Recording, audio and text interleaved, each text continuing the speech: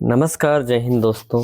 मैं आपका दोस्त शुभम गिरी आप सभी लोगों का हार्दिक स्वागत करता हूं अपने YouTube channel study with Shubham Giri में। दोस्तों, जितने भी मेरे भाई बहन हैं जो लगातार इंतज़ार कर रहे हैं EMRS फेज़ 2 की जो 38,000 पोस्ट का जो अनाउंसमेंट हुआ था कि ये जो भर्ती है वो कब आएगी, और इसमें कई सारे लोग कमेंट्स में पूछे थे सर कौन कौन सी भर्तियां आती हैं। तो इनमें मैंने जो आपके 7 पद हैं वो आपके समक्ष लिखे हुए भी हैं थंबनेल में, जैसे कि TGT PGT का पद आता है। ठीक है, पिछली बार दोनों का नोटिफिकेशन अलग अलग आया था। TGT का नोटिफिकेशन अलग आया था, PGT का अलग आया था। जैसे है जिसको जूनियर असिस्टेंट आप बोलते हैं, हॉस्टल वार्डन है, मेल की अलग निकलती है, फीमेल की अलग होती है। प्रिंसिपल की पोस्ट आती है, अकाउंटेंट की आती है, लाइब्रेरियन की भी दोस्तों पोस्ट जो है आती है। और इसके अतिरिक्त आर्ट्स मेल है ना, आर्ट वाली आपके जो टीचर्स होते हैं, फिजिकल वाले होते हैं, है ना, ये भी पोस्टें आपकी आती हैं। तो आज की वीडियो में हम बात करने वाले हैं न्यू वैकेंसी दोस्तों कब तक आएगी। ठीक है, और इसमें हम ये भी बात करेंगे कि आप तैयारी दोस्तों अभी से प्रारंभ कर दें तो ज़्यादा अच्छा रहेगा, क्योंकि अभी जो तैयारी प्रारंभ कर देगा, जो सीरियस कैंडिडेट होंगे वो बाकी लोगों से अलग निकल जाएंगे, मगर जो देर करेगा उसको दोस्तों यहाँ पर जो प्रॉब्लम है वो हो सकती है। इसलिए इस बात का आप दोस्तों विशेष तौर पर ख्याल रखें। चलिए, अब दूसरी बात दोस्तों हम कर लेते हैं कि वैकेंसी कब तक आने के चांसेस हैं। ठीक है, और यकीन दोस्तों मान लीजिए कि जो अभी से मेहनत करना स्टार्ट कर देगा वो ज़रूर अपना चयन की जो लिस्ट आएगी उसमें नाम ले लेगा। मैं ऑलरेडी TGT दोस्तों क्वालिफाइड हूँ। EMRS इसके पहले मेरा BPSC जूनियर में भी हुआ था, UGC नेट भी क्लियर है। तो जितने भी मेरे ऐसे भाई बहन हैं जो मुझे देख रहे हैं, जैसे कि SST सब्जेक्ट वाले हैं, मेरा SST सब्जेक्ट है, और अगर PGT में पूछेंगे तो हिस्ट्री है, तो इसकी मैं आपकी पूरी मदद करूंगा। तो उसके लिए आप मेरा टेलीग्राम चैनल ज्वाइन कर सकते हो, जहां आपको मटेरियल भी प्रोवाइड करा दिया जाएगा, और टेलीग्राम चैनल का लिंक आपको मेरे डिस्क्रिप्शन बॉक्स में मिल जाएगा। और जो लोग पहली बार मेरे चैनल पर जुड़े हैं और आप चाहते हो कि आपको निरंतर रूप से EMRS की न्यू भर्ती से रिलेटेड सारी इन्फॉर्मेशन मिलती रहे, क्योंकि मैंने पिछली भर्ती भी पूरी कवर की थी, नई भर्ती भी पूरी कवर कर रहा हूँ, तो मुझे नहीं लगता कि जितनी सटीक इन्फॉर्मेशन मैं आपको दे पाऊँगा, चाहे वो पढ़ने से रिलेटेड हो, चाहे वो स्ट्रेटजी से रिलेटेड हो। अन्य लोग तो सुनी सुनाई बातें करेंगे, और मेरा तो स्वयं का अनुभव रहा है। ठीक है, तो दोस्तों, अगर आप अभी तक मेरे चैनल को सब्सक्राइब नहीं किए हैं तो प्लीज़ ज़रूर कर दें, और बेल की घंटी को भी बजा दें, ताकि मेरी आने वाली सारी वीडियोस का नोटिफिकेशन आपको मिलती रहे। तो चलिए दोस्तों, व्हाइट बोर्ड पर चलते हैं और आज की वीडियो शुरू करते हैं। सबसे पहला और जो सबसे ज़्यादा पूछा जाने वाला सवाल वो यही है कि जो वैकेंसी है वो आपकी कब तक आएगी, यानी सीट्स का जो फॉर्म है वो कब तक आएगा। तो पहले तो इसके बारे में समझ लीजिए दोस्तों। चर्चा परिचर्चा तो शुरू हो चुकी है, और बिगुल भी मैं बता दूं इसका बज चुका है। तो सभी के मन में सवाल है भर्ती कब आएगी। तो दोस्तों, आपकी जो भर्ती है वो आपकी जून के महीने तक एक्सपेक्टेड है। जो हमारी प्रिंसिपलों से भी चर्चा हुई थी, पिछली बार की मीटिंग में सारे प्रिंसिपल इकट्ठा हुए थे, और वहाँ नई भर्ती को लेकर के ही पूरा जो प्रोफार्मा है वो तैयार किया गया था। जो कमियों की बात की गई थी कि पिछली भर्ती में जो कमियां रह गई वो अगली भर्ती में ना होने पाए, तो इन चीज़ों का भी दोस्तों विशेष तौर पर जो ध्यान है वो दिया गया था। तो जून तक दोस्तों पूरी उम्मीद है आपकी जो भर्ती है वो आ जाएगी। ठीक है, जो हमारे TGT PGT वाले भाई बहन हैं जिन्होंने B.Ed कर रखा है वो लोग भी लग जाएं। ठीक है, अच्छी तरीके से सिलेबस ठीक ठाक लंबा चौड़ा है, आपने ज़रूर देखा होगा, और उसी के अकॉर्डिंग पढ़ना शुरू करें। सिलेबस निकलवा लें, हार्ड कॉपी निकलवा लें, उसी के अकॉर्डिंग आप पढ़ेंगे तो आप बेहतर तैयारी कर पाएंगे।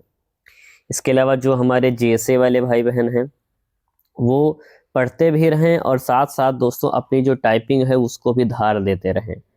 ठीक है, पता चला एग्ज़ाम निकल गया, टाइपिंग में आप रह गए, तो वहाँ भी थोड़ा सा आप ध्यान दें। इसके बाद दोस्तों मैंने हॉस्टल वार्डन की भी बात की थी, तो जितने भी मेरे हॉस्टल वार्डन वाले भाई बहन हैं वो भी अच्छी तरीके से मेहनत करते रहें, क्योंकि आपको भी सैलरी बहुत अच्छी मिलती है। ठीक है, अच्छे ग्रेड पे की नौकरी है ना। तो इसको लेकर के भी आप सभी लोग मेहनत करते रहें। लेवल आपका 5 है दोस्तों, लेवल 5 कम नहीं होता है, ठीक ठाक बड़ी नौकरी है ये। इसके अलावा जो हमारे अनुभवी शिक्षक हैं पहले से, वो लोग प्रिंसिपल की तैयारी कर सकते हैं। प्रिंसिपल का स्केल तो बहुत बड़ा है, 6000 से ज़्यादा स्केल पे है। तो आप लोग भी दोस्तों मेहनत करते रहें, है ना। प्रिंसिपल अगर आप बनना चाहते हो, आप लोगों के लिए भी जो सुनहरा अवसर है वो आपको मिलेगा। जो हमारे ओ लेवल वगैरह कर रखे हैं, जो हमारे अकाउंटेंट वाले भाई बहन हैं, अकाउंटेंट की तैयारी कर रहे हैं, वो लोग भी जमकर तैयारी करते रहें। पिछला पेपर भी उठा करके देख लीजिए कैसा आया था, कैसा नहीं आया था, और उसी के अकॉर्डिंग दोस्तों आप आगे की भी जो तैयारी है उसे भी भार दीजिए। इसके अलावा दोस्तों आपका एक पद लाइब्रेरियन का भी है ना। तो जिन्होंने लाइब्रेरियन का कोर्स कर रखा है, वैसे लाइब्रेरियन मैं बता दूं आपकी टीजीटी के अंतर्गत आती है, ठीक है। तो जो भी हमारे लाइब्रेरियन वाले भाई बहन हैं वो भी अभी से लग जाएं, क्योंकि पिछली बार इतना कंपटीशन नहीं था फेज 1 की भर्ती में, मगर इस बार जो है फेज 2 की भर्ती में ठीक ठाक जो कंपटीशन है वो आपको देखने को मिलेगा। तो मेहनत ज़बरदस्त तरीके से आप सभी लोग करते रहिए, ये मेरे आपसे निवेदन है। क्योंकि अगर आप सीरियस हो और आप चाहते हो कि ईएमआरएस को क्रैक करो तो मेहनत अभी से करनी होगी। फरवरी समझ लीजिए दोस्तों ख़त्म ही है, 18 फरवरी हो चुकी है, 10 दिन बचेंगे। इसके अलावा आपके पास क्या बचता है, आपके पास मार्च है, अप्रैल है, मई है, जून में फॉर्म आएगा, ठीक।